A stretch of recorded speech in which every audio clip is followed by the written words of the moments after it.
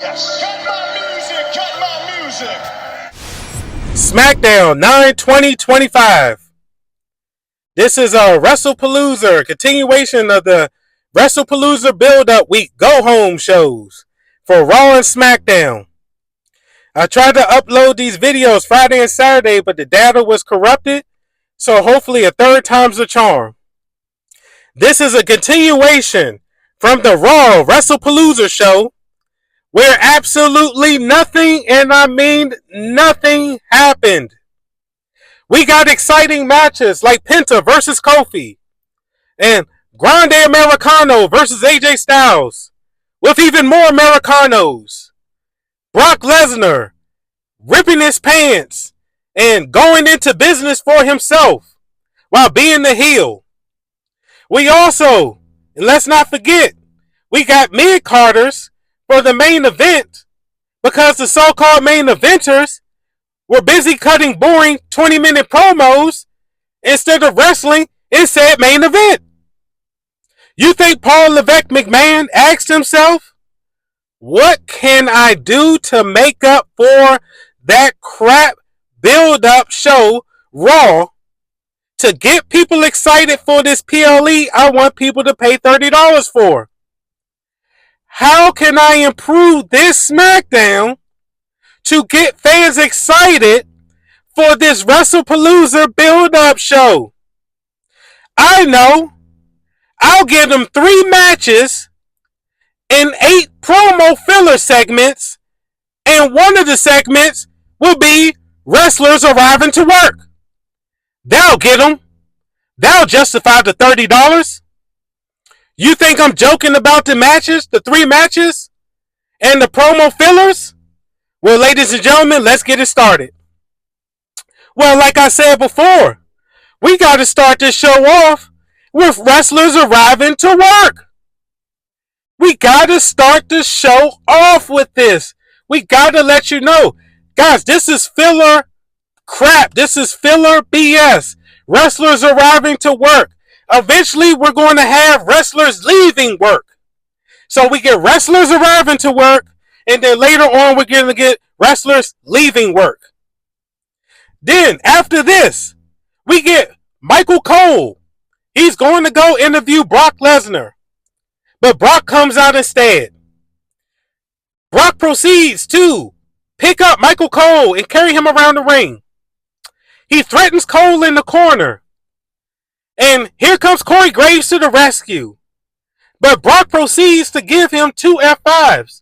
And just a quick side note, Corey Graves being a commentator, and yes, I know he's a former wrestler, but he's a commentator now.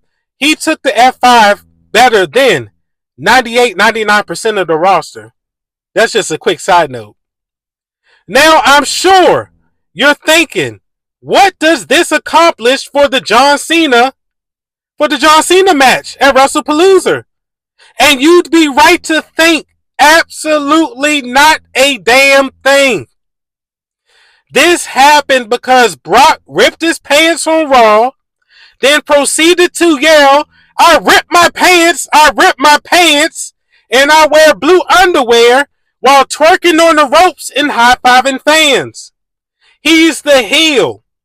So they had to course correct with this SmackDown to try to get the heat back on Brock. This is the crap that they are doing. This is what they want you to get excited about. Are you excited for WrestlePalooza yet? Next, we go backstage, and Brock sees Paul Heyman and the Goof Troop, and he tells Heyman they need to talk, then he screws off for the rest of the night. So, WWE is letting you know that Brock Lesnar is definitely winning at WrestlePalooza against John Cena. You know why? John Cena only has 5 matches left. Brock Lesnar is looking like he's in the best shape of his life.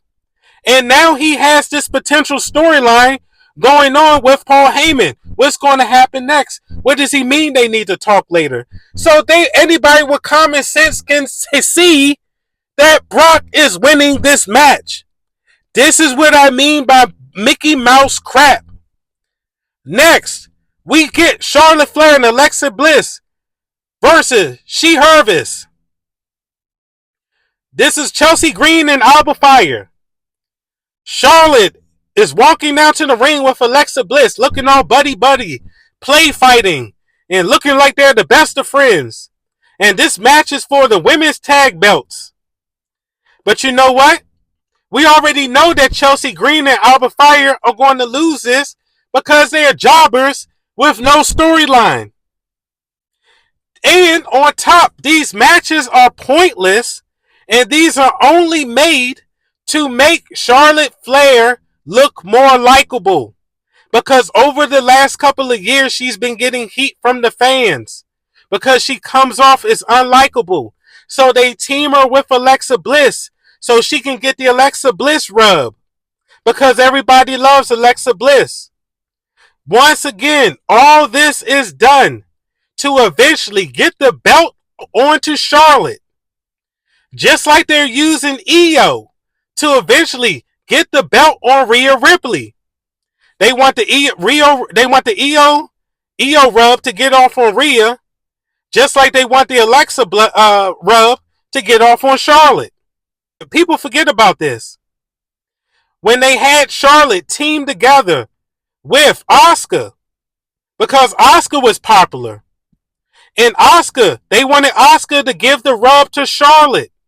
And what did they do? They used Asuka to eventually get the belt on Charlotte, and fans rejected it. And the same thing will happen again. Moving on. We go backstage again with B-Fab and the Street Profits. B-Fab and Michin are trying to get the Street Profits back on the same page. Dawkins and Montez, they start talking about how they need to get back to the winning ways. When out of nowhere, Bo Dallas, a.k.a. Uncle Howdy, shows up and put his hands on Dawkins' shoulder, filling his head with BS, playing mind games with him. Montez jacks up Bo Dallas to on the lockers, and he tells him to leave them alone. Where out of nowhere, Rowan comes from behind and knocks Montez and Dawkins out.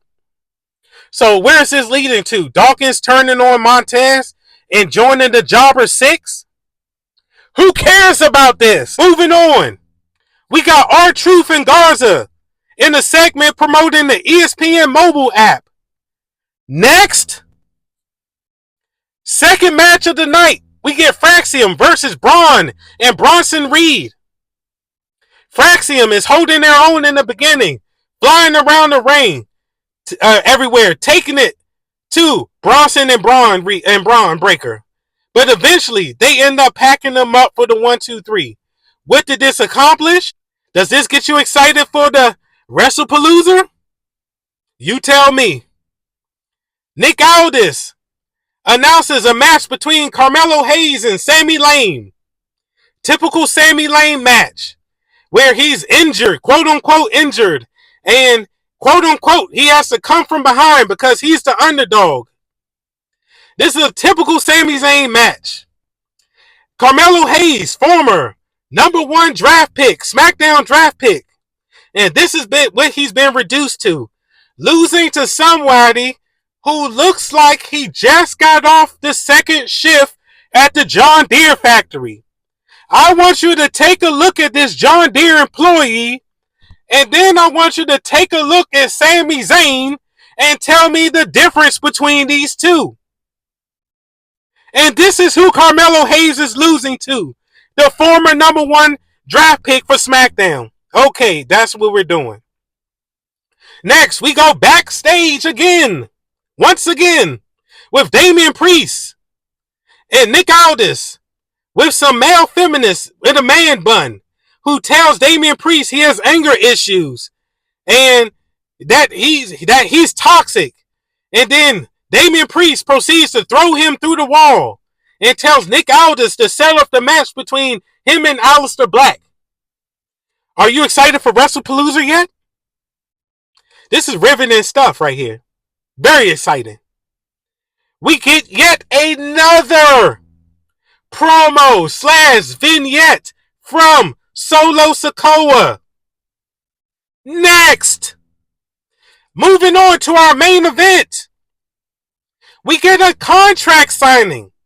Yes, I said that correctly. The main event is a contract signing between Drew McIntyre and Cody Rhodes.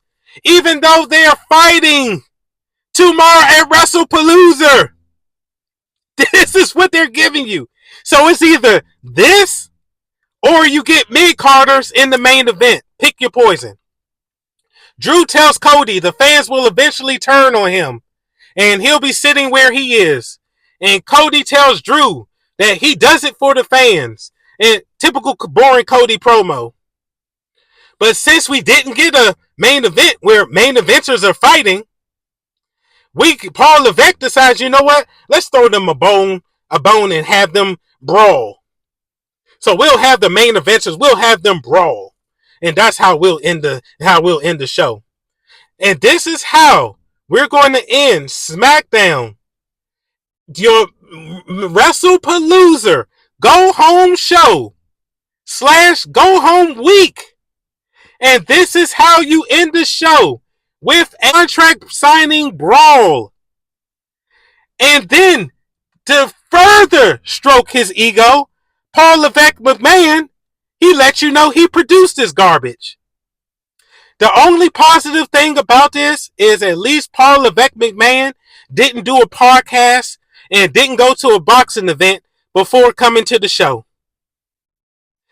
Guys, this is what we're getting for WrestlePalooza build-up week. This is what we're getting.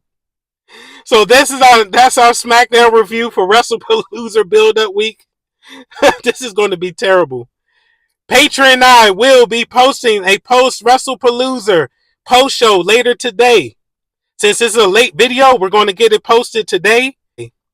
So this is Cut My Music Wrestling. Please remember to like, comment, share, and subscribe. Hit that bell notification. And if you like what you're seeing here, please check out our second channel, Cut My Music Wrestling Uncut, where we do debates, top 10s. We can be a little bit looser with the language. We have a little bit, it's a little more podcast type style. Okay? And we appreciate you guys. Thank you for the watch and be safe.